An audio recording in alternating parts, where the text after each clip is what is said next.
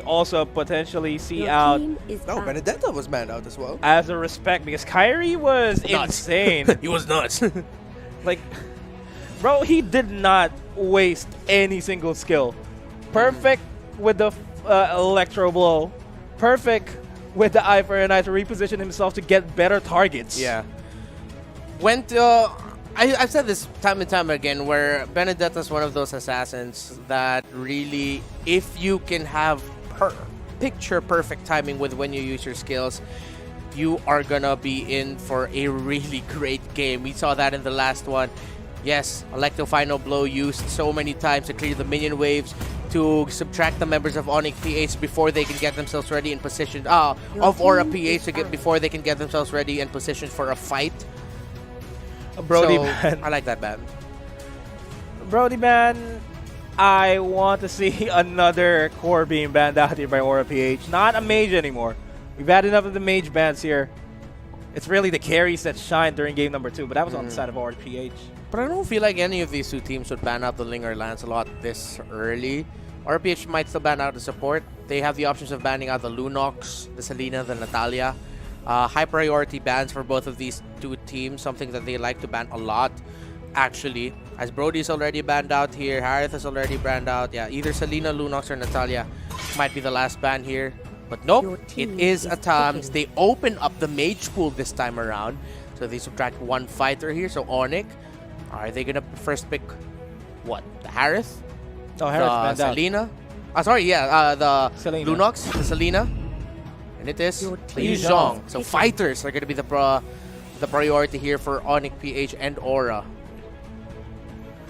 Could really start to secure a fighter and a support here for themselves. Jawhead looks like a good option as a first blind pick going into the second phase of picking for ONIC PH. Oh yeah, Jawhead tank support. Oh, they get both of them. Yo, that's Greed's Natalia. Yep, that is Greed's Natalia. If you don't know, Greed won the championship for Aura in Season 5 thanks to his split pushing and his crazy split push backdoor, securing the game for RPH and the championship, disappointing ONIC for 2 seasons in a row. Greets Natalia, and that is going to be a JP Selena. Oh, that's a lot of burst damage early on here for pickoffs. That's a lot of comfort too for Aura PH. Yeah, ONIC PH needs to pick out some sturdy side lanes here. And maybe a mage with good escape or stun early on. Jawhead and the Lancelot. Okay, Lancelot will be able to use the Thorned Rose to ignore some things here. But with the ONIC PH, with the Lancelot having dependency on securing the buffs early on, Aura PH might just have the right tools, even with just these first 3 picks. Once we see the third one, to mess up the Lancelot, securing the buffs. Natalia and Selena are going to give that Lancelot a difficult time. But we all know Jay is going to do his absolute best and damnedest to just use the ejector to take out either Natalia or Selena away and give space for this Lancelot.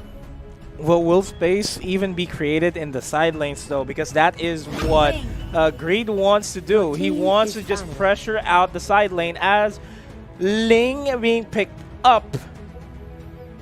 Let's look at the bigger picture here. Greed will be split pushing, no doubt, the side lanes. Ling can also add to that split pushing mechanic with just a pinch voice if Hades wants to just ignore team fights completely. He knows for a fact that the Jawhead is picked up. He can get single-handedly targeted out by the ejection to get bursted out. But what Ling could do instead is split push, as the Kadita is the first ban here. The second wave of bans here for Aura PH. I like this Kadita ban, and I won't be surprised if Aura PH even decide to take out the Lunox for their last ban here. You know, mages who can really just has the ability to take themselves out of the map and survive the burst damage coming in from Aura, because if the Lunox gets bursted down and gets away, you've wasted your abilities onto what, potentially you're left with the Yuzhong and the Lancelot and the Jawhead to hit for like the next 2 or 3 seconds. So maybe the Lunox ban might be the best bet here for Aura PH, or I don't see them picking that up unless they play Lunox on the side of the Selena in the mid, but as the mid support. But then that's such a soft, squishy lineup here from Aura PH. Now Aura PH with their first 3 picks are going to go for a little bit more of a counter hook. They'll still be able to get information with Greed's Natalia going into the jungle area, but they decide to ban out the Khalid instead. They now, as I was saying, at the counter hook, meaning that Ling is just going to focus on trying to get his own buffs, but then they have the possibility to go for the invade if they need it, or defend from an invade, depending on where Greed is, and get the information beforehand. And it's getting a little bit more tense here on the side of ONIC PH. This focus is being brought upon here that they have to find a way to hold this Natalia. This is what I'm eyeing out for this entire series. This Greed's Natalia is a force to be reckoned with. It's almost always a one-man army for themselves. Kai might be a pickup here for Aura PH. Maybe even potentially Hilda. Just to get a... Oh, and see, there we go. They take away that Lunox pick, decide to pick it up for themselves. So it is a really squishy lineup. So that's going to be a Lunox in the side lane? Kagura. Lunox in the side. That's going to be a main support. I was just about to say Ruby. Oh, all right. Taking this Ruby pick. Going to be using Don't Run Wolf King. I'm offended to set up the members of Aura PH here. Lacking sustainability and this front line of Aura PH. There's going to be a lot of pressure on, what, a Kai? A Hylos? A Barats. Okay, so Barats is going to be... Hold the phone. Oh, Barats in the side lane. Benny Cutie is going to be playing the side Lunox. It's not a Greed Natalia, it's a Greed Selena. It's a JP Natalia. And a JP Natalia. Interesting, so those two are going to be holding down mid. Kilowatt holding down the side lane along with the Lunox and then Ling as a jungle. A very, very interesting draft here by Aura. But I like the last two picks of ONIC PH here. Yeah, Kagura and Ruby will add a little bit of that burst damage from Kagura. And a little bit more of that control to counter the Natalia and the Selena if ever they decide to dive in with the Ruby, hooking everybody in towards Lancelot, Jawhead, and Yu Zhong. One thing I'm seeing here, they don't have much range. They don't have much range here. It's just a Kagura being able to provide that range damage. Yu Zhong, Jawhead, Lancelot, Ruby, they're all at the base of everything without their skills in consideration. They're all melee. They're going up against a Selena, Natalia, Ling, Lunox, and Barats, where Barats would really want to have every single melee champion go at him, and they have the insurance of Selena providing the long-distance sniping with the Abyssal Arrow and the traps providing them information. This draft by Aura PH is unorthodox, but might just work. ONIC, though, with their hot-bloodedness, carry them on over with the win over their rivals. ONIC PH eliminated Aura PH in the first day or in the second day of the MPL playoffs in Philippines, immediately eliminating the defending champions. But now here we are in the MPL Invitational Series number 1, and it's game number 3. And we are seeing a little bit of a standard play style here, a little safer for ONIC PH. They don't want to invade at all, don't want to risk any kills. As I say that, Yu Zhong over to the top side got a little bit of a damage there. He backs off. Bottom lane, Iaknu and Kilowatt. Melee versus melee. Ruby will win out the duels against Kilowatt prior to getting level 4. Yeah, the better wave clear from the Ruby, and the fact that he was able to hit level 3 first was able to burn down Kilowatt enough to force him to go back. So that's going to be Ruby winning round number 1 in their fight. But look at this rotation from Greed and by Greed and JP. That's going to be a tandem to really watch out for here. The Selena, Natalia, the Hunt. If they can get the Abyssal Arrows and the Silences, it's really going to hurt. Yeah, it's a gank squad that you will almost always not see coming. Quite literally on the Natalia, the Abyssal Arrow is crucial for Greed to connect. Jay takes a lot of damage in the middle lane. Natalia spots him, but the stun is huge! And the first blood for Natalia. JP secures it. And you don't want to give a little bit more money on that Natalia, because the more items that he have, the more lethal he's going to be as the dive in towards Delaria in the top lane. Delaria has nowhere to run. The Delarmy is crying right now as he falls down in the top lane. And this is Aura regaining the momentum that they had in game number 2. Hated looking to secure a kill onto JP. Does have the Yin Yang overturn committed, and he falls down by the same Umbrella Open. Hated finally getting something back for ONIC PH there. Hades and Kyrie fighting it out for the jungle clear as Kyrie has 2 buffs. Hades still going for his purple, so that's going to be ONIC trying to make a play. The fact that their Lancelot is 1 buff ahead. Look at this pressure into the bottom side, though. Iyaku taking a lot of damage. Kilowash and Greed. Abyssal Arrow is going to land. Daytona's welcome, but he doesn't throw Iyaku in time. He didn't spit out Iyaku in time because the turret was hitting Kilowash. Kabim. Bang. Boom. No follow-up. As Greed almost paid the price for that. A little bit of a stutter there from me. As the turtle, more than likely going to be secured by ONIC PH, no doubt. This is a thing. Natalia, JP on the flip side, scouting out the top lane jungle. Turtle secured, given towards Kyrie. We're now fight here for the crab coin.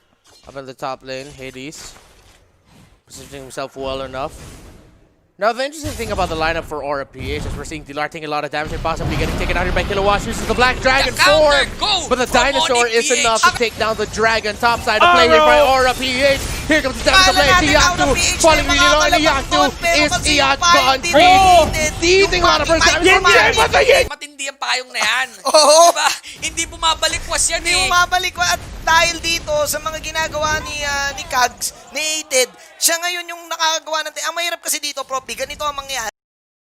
Kapag yung pana dito ni Selena tumama dito kay Ated, ang gagawin lang ni Ated, pipindutin niya yung kanyang Lucio Umbrella Flea. Wow. Oo. Kasi meron yung tinatawag na anti-crowd control. Yun ang sinasabi ni mag-activate. Ito na, activate na nga, very aggressive. Pumasok sa loob. Easy peasy, double skill para kay Kyrie. So, ibig sabihin, hindi rin magagawa ng Aura PH dito yung gusto nilang pitas agad. Ang mga possibility lang na pwede nila mapitas dito, si Kyrie, yung Lancelot. Yes, yung Kagura, pwede nga nilang mapitas kasi malambot. Kaso kasi, yun nga, may Rusho Umbrella Play, tapos meron ding Flame Shot. So, yung paglapit nila dito, naka-counter lang. At saka tignan mo, yung ginagawa ni Hated dito, hindi siya nagpapakita sa laban. Ang gagawin niya, kapag pumasok, nag-all-in yung aura, tsaka niya papasukin dito ng yun yung overturn. To the point na nakakapag-burst siya. And then, pag-burst dito, they tried to catch. Pero yung Fizzle kasi dito, ni Hades, or I mean, Kyrie, iba. Alam mo yung pakiramdam niya, sabi niya may araw na tatamang. Oo, ma'am. Teka lang. Gusto niya muna Action Jackson no? Tsaka siya papalo sa torre. Oo. Diba? Ito yung tawag dito yung Lancelot na freestyle. Freestyler. Oo, freestyler. Freestyler yan. Yan yung tipong hindi gagamit ng Thorn Throws kapag walang araw na lumalapit. Oo. Kasi gusto niya, dinadodge niya yung araw. Dinadodge muna, tsaka papalo. Oo. Diba? Para may swag. Oo. Ito na, speaking of swag, look at that, tinurbo, ejector, palayo, palapit. Nakita mo yun? Oo. Nakita mo yun? Yung araw, sumakto yung araw, tapos nag-dodge out.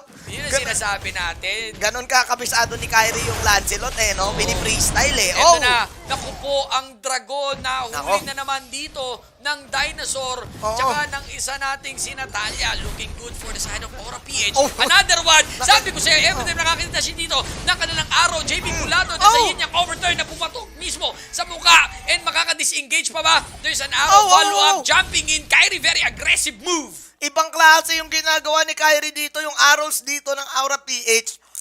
Doon sila nagre-rely Kailangan nila tumama yung pana para makapag-initiate sila. Unfortunately, for Dlar na naman, napitas na naman siya dito. Pero again, lumalamang kasi yung carries dito ng ONIC PH. Kasi nga, kung isipin mong mabuti, malambot itong side ng Aura PH, ang pinakamakunat lang dito, si Kiluwash, si Mr. Anime. And ang problema, si Mr. Anime, si Kiluwash, ang Barats naman kasi, hindi yan yung setup hero Ang Barats, yan yung talagang hero lang na pangmatagalan. Na pangmatagalan at naapekto siya na nga dito. Etong si J-Head natin, naku po, nilunok, sabay, dinura, sinuka, dadaaro, setup, nabunggo, pagmulat ng mata. Diretso na namatay ang Ruby while moving forward dito. Matakas dito si Mr. Freestyle Kyrie. Sabi niya, enough is enough. Kinalmot na dito ni Selena etong malikot na si Kyrie. Oo, tsaka tignan mo yung setup ni Kiluwash dito kay Greed. Ibang klase, pagkaluwa ni ng Detona's welcome, sinalo naman ng Abyssal Arrow. This goes to show na iba yung teamfight capability ng Aura PH. But then again, J-Head with the the counter play. So walang nakuha yung aura doon. Ang nakuha lang ng aura yung pwedeng baba. Ay, baba! Ang ganda pa naman doon. There's a jump in. Ed, disengage ang gusto dito ni Dilar. On point naman ang ginagawa ni Kilowash. Iba! Biro mo, no? Yung dragon, kinain. Kinain ng dinosaur. Dinosaur. Iba yung ni Kiluwas ngayon, yung barats ni Kiluwas. ngayon. Agresibo ang barats niya. Oo, playmaker. Oo, playmaker. Playmaker. Ginagawa niyang show yung barats eh. Oo, akala niya Way of the Dragon yung ultimate niya eh. Way of the dinosaur. Pwede. Diba? Yun dapat. Iba. Pero dahil kay Kuya Kiluwas, dito sa game na to, nakakuha ngayon ng mga outplays ang Aura PH. Kailangan mag-ingat ng ONIC PH dito, probe. Ito na si Kilowash.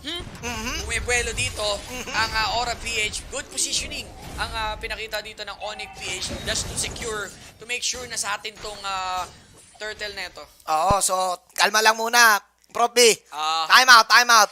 Nagsalita si coach eh. Oo, sabi ni coach. Teka lang. ha? Yung airtime ha. Kailangan natin time out muna para Tumatagal. tumatakbo yung airtime eh. Oo. Oo. Kasi ratings to eh. Ang dami masaya eh. Oo, dami masaya eh. Kumbaga, suspense factor to eh, di ba? Oo. Kumbaga sa pelikula, Prof B, ang nangyayari, akala mo yung tipong ending na. Pero yun pala, pa-suspense pa lang. Tama. Oo. Nasa kabilang pader lang yung kalaban, hindi sila nakita. Hindi talaga. Pero nagkakasigawan dyan. Oo. Lumabas ka na dyan. Hindi Oo. ako lalabas. Oo, di ka nalabas. Tapos biglang magpiprease yung frame. Oo. Tapos yung mukha nung kalaban, yung Aura PH nandito napakalaki. Tapos yung mukha ng ONIC nandito napakaliit. Oo. Tapos magpiprease yung frame. Tapos biglang end credits na pala. Next week Next pa natin week, mahabag. oo. Next week, kita-kits. Oo. Maraming salamat sa nanood. Tapos na pala. Tapos pagpasok na next week, lalabas doon ang nakaraan. Ang nakaraan, hindi Doon na pa. mangyayari. Sa dulo pa talaga mangyayari. Kaya tignan mo yung ginawa nila. Next Oo. week pa daw yung laro. Pause na Oo, muna. diba? Ito, Oo. binabalikan natin. Ano ba nangyari sa mga Vikings nila dito? Ay, gusto ko yan. Sige, sige. Diba? Yun yung pinag-uusapan nila dito. Ang Sabi nakaraan. Sabi ni Benny QT, nakita ko na itong lineup ng ONIC PH. Hindi na bago sa akin to. Hindi na bago sa akin to, Eugene. Yugi, si Benny Boy. Oo. Sabi dito ni coach, pinakawalan nyo ang dalawang assassin na si Natalia at si Lina. Nako, Diba? ano kaya ang gagawin dito ng ONIC PH? At ipagpapatuloy natin yan dito after ng ating pause. At tapos na nga yung pause. Yun na nga yung, ito na yung, Ito na yung next week. finale. Ito na yung finale. Oo. Ito na. Tuloy na. Tuloy na natin. 10-11 ang ating Ay, score. ay, ay. Si Creed. Ang ganda. Ginagawa dito ni Creed. Bato lang siya dito ng bato. The potential danger ay samo nasasalubong. Ang hindi lang maganda sa positioning dito ng Aura PH is the turret na na-open na dito. Sa gitna. At alam mo naman kasi pagbukas yung gitna, ang dami mong pwedeng pasukan. Tama. Kung ikaw ang ONIC PH. Ngayon, kailangan talaga dito ng Aura PH. Walang iba kundi si Kiluwas. Nalaman na ng ONIC yun. Nako!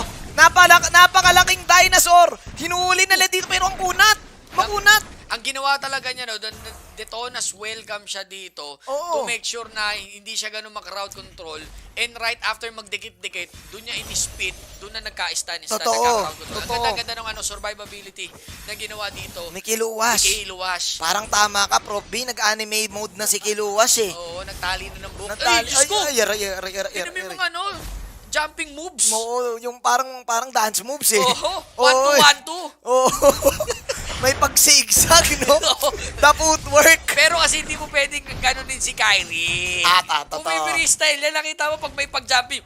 Oo, sabi kasi ni Kyrie dito, alam mo, Kuya Hades, Harlem lang ang kaya mo eh. Pero ako, kaya ko rin ng mga wow, kaya ko rin mga nay-nay. Ikaw Oo. ano lang tubabak. Oo. Ay! Naku po! Shoot hanggang parking lot! Hated again with a beautiful pick-up pliname shot. Dito si Green Pro B. From downtown yun eh. Sabi niya, tatalikod na ako for depensa. Eto Oo. na nga. Naku po, there's a turbo. Ang ganda nung ginawa dito to stop that Detona's welcome. Ang unat. Nag-unstoppable force siya. Oo. Pero yan na, ang ganti ng kapi. Aura PH moving forward dito. Buwelo na ang dragon Oo. against dito sa dinosaur. Pero Naku may- po, si Hades medyo nahihiro naman muna. Nag-decision sila to buy out sa laban na to. Pero ang unat talaga ni Kiluwas dito, Pro B. Sa sobrang kunat, 3 hero yung kailangan dumating doon. Isang Detonas welcome lang para dito kay Kiluwash. Goods na siya. Tingin ko ang kailangan ng ONIC dito, tigilan na nila itong si Kiluwash. Kagaya nga ng sinabi mo, para lumambot to, kailangan pang iturbo. Tama. Oo. Ang ganda ng ginagawa. Tinan mo naman, sabi niya, eto, ayun, nabali. Nilasahan niya lang. Oo. Tinigban lang na isang maigi. A quick lord for Aura PH. Tabingi ang mga tropang ONIC PH. Tumatagilid. Ladies and gentlemen, ang mga fans ng ONIC ngayon, pero ang fans ng Aura, hindi talaga aatras. Sabi nila dito, it's time for redemption, playa. Dinali nyo kami nung season 6 ng MPL at dito sa MPL ay ipapakita namin sa inyo ang pagbangon ng api. Grabe, Kiluwash dito, galit na galit. Napakakunat nung barats dito ni Kiluwash na kailangan 5 hero pa ang umatake para sa side ng ONIC PH dito. Prop B. Eto na, speaking of atake, ayan na, umaabante na nga. Eto nga, Aura PH, they're trying to set this one up. Look at Green, yung mga positioning niya. Boom!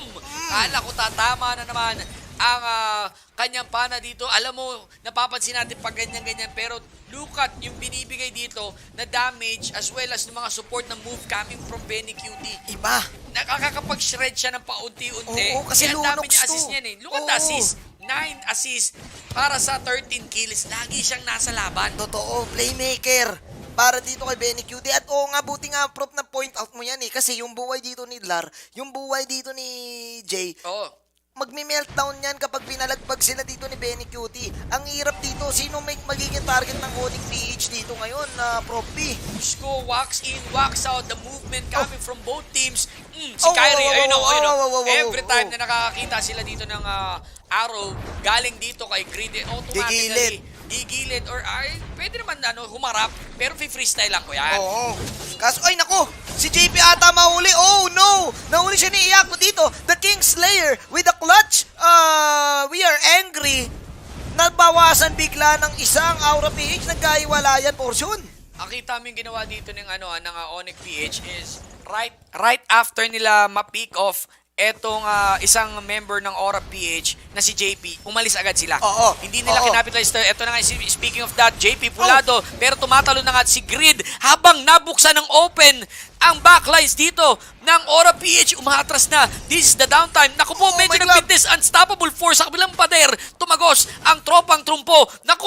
Sinigzag! Nadama din Nochi moves. Galing dito. Finrestyle sa muka. Hinabol hanggang pauwi.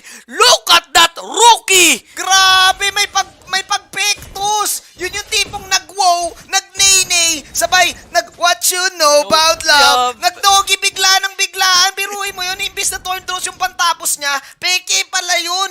Yung phantom execution pala. Kyrie with the moves and ONIC PH with the clutch pick-ups para mag-survive dito sa laban na to. Yung unang nawala ay si JP at yung pumangalawa pa nga ay si Grid. So ibig sabihin, reset na naman Prop B para dito sa laban. Back to square one, hindi uubra ang Soulja Boy. Well, yung iba, luma na masyado. Hindi uubra sa Soulja Boy. Ay, ang Soulja Boy sa mga wow. Oo, wow Tsaka pa rin feeling eh. blessed. Oo nga eh. Never stress. Ito pa yun, Bobby Prop B. Sa sobrang tabla ng laban, na-realize na kasi ng ONIC, wag na natin targetin itong si Kiluwash. Si Kiluwash naman, na-realize niya, hindi na ako kaya ng mga yan. Pupronta na ako ng pro-fronta. Ngayon, paano i-utilize ng Aura tong ganitong kalamangan? Kasi ang nangyayari, nababurst pa rin sila eh. Kailangan wag maliitin ng Aura PH yung setup nitong We Are Angry na sight hook, tapos yung yin yang overturnated. Kasi yun lagi yung umuupo sa kanila kapag nag-overextend sila. So, Speaking of overextend, mukhang Lord ang magiging sandigan ng dalawang kupunan na to. extend pa ng Lord to eh, no? Kailangan nila ng 6 man dito si Lord. Si Lord. Hindi nila basta-basta kaya itong ganito sa pakiramdaman. Oo. Buwelo at after buwelo, every suntok, every job may kapalit dito na uppercut, hook, haymaker. May hadukit pa. May mga hadukit, may Oo. kit-kit parukit. Oo. Diba? Masakit yun pag Oo. nagkit-kit marukit Oo, na diba? si Ryu eh. Yun ang mga, ay nako kinagat dito Binoga Flame si Jay dito. Tumama ang pana. The setup is real. The missile. The flicker out. Yatap Chiwa si Jay. Eto na ang kanilang Dragon. Mapapa-atras the rest of the members ng ONIC PH. Hindi ata maganda ang positioning dito. Nahugot dito ni Yakno. Sabi niya, leak ka dito sa loob ng tore. Pero si Hades, lumentus. Lugi si Hades. Nakipagspatahan kay Kyrie. Oo. Pero pumektos siya dun sa baba. Sa baba, nakapag-pektos pala siya ng Kumuha ng tore dun. Ibang klase. Si Yakno nakakadalawang beses siya kay JP dito. Kuya Propi. But then again, Kiluwash with the immortality. Never stress na siya dito, Propi. Humarap na lang siya. Tignan mo. One-on-one with the great one. Ngayon lang ako nakita na dinosaur, tumutuka pala yan. Hindi Tumutuka talaga yan. na nangangagat ang dinosaur. Hindi. Nanunuka. Ayun, oo. Tukayan, tuka. Oo. At saka tignan mo yung sayaw niya dito. Kayo, wow, sa akin, stomp the yard. Ayun na nga. Ayan o, cramping yan eh. Ayan o. Ayan o, pang-stop dito. Shimmy Shake. Another arrow ba? Magkoconnect. Naku po. Linunok na! Oh! And may pagpato, napapaligiran pa, disengage ang buong Aura PH dito, nakipagpakiramdaman lang. Pero nakita mo, nakailang rounds yung pag-atake nila kay Kiluwas. Pero hindi talaga, tignan mo yung buhay ni Kiluwas dito, puno pa rin. Oo. Napakakunat. Si Jinagal na lang, look at the pin Oh! down, and nakuha na ang Lord ng Aura PH dito just to make sure Jay dealing, getting a lot of damage habang si Dilar Oh! lumalangoy na dito. Ang Dragon, they're trying to delay things. Ang ganda ng position dito Oh! ng Dragon! Naku po, nakompress sila sa mismong pit ni Lord dito. Iyakno Pulado trying to sustain ang kanyang sarili. May substitution pa nga, umapir pa. Etong si Hades tumatakbo while ang Lord marching onto the bot side ng ONIC PH. Lar with a beautiful position to get the carries para dito sa side ng Aura PH, Propi, but it doesn't matter dahil Lord ang nasecure dito ng Aura PH. So yung time frame pa din ng ONIC dito para manalo, made-delay. Dahil yung Aura, pwede nilang idiretso tong Lord right now, guluhin yung defensive movements ng ONIC PH, maghintay na mabubuhay na yung mga kampe because the Lord is now marching towards the bottom side. Pwedeng idiretso to ng Aura PH kung gugustuhin nila, Propi. Medyo natatagalan ang ONIC PH to clear this Lord. May pagkain na naman dito. Sumama pero every pa. time nakakainin siya ni Kiluwash, nag-unstoppable force siya dito. Oo. Just to make sure na hindi nga siya mapin down o makain ng isang dinosaur. And another one, Oh my naku God. po, lumusot at lumusot. May lumalabas na mga mga sudden punches Oo. galing sa Natalia na hindi nakikita mismo ng ONIC PH. Sinasayko na sila dito ng Aura PH, yung ONIC PH, at yung Kiluwas ni yung kunat kasi dito ni Kiluwas Propi. Kumbaga ito yung pulalo na hindi pinakuluan, nirekta na lang kagad ng luto to the point na hindi mo na manguya. Natmaku. Mas makunat pa to sa nanginang chicharon eh. Yun na nga sinasabi Mas natin. makunat pa to sa gulong. Dapat magsilbing pressure cooker ang mga miyembro ng ONIC PH para mapalambot Para ang mapalambot. karne ng dinosaur dito. Kaso ni Kiluwash. ilang oras mo ba kailangan i-pressure cooker ang baka na to, ang itong dinosaur na to? Lagpas isang araw ata. Lagpas sa araw talaga yan, parang imagine. Oo. And now, lamang po ang Aura PH in terms of objective, in terms of momentum, itemization check tayo dito.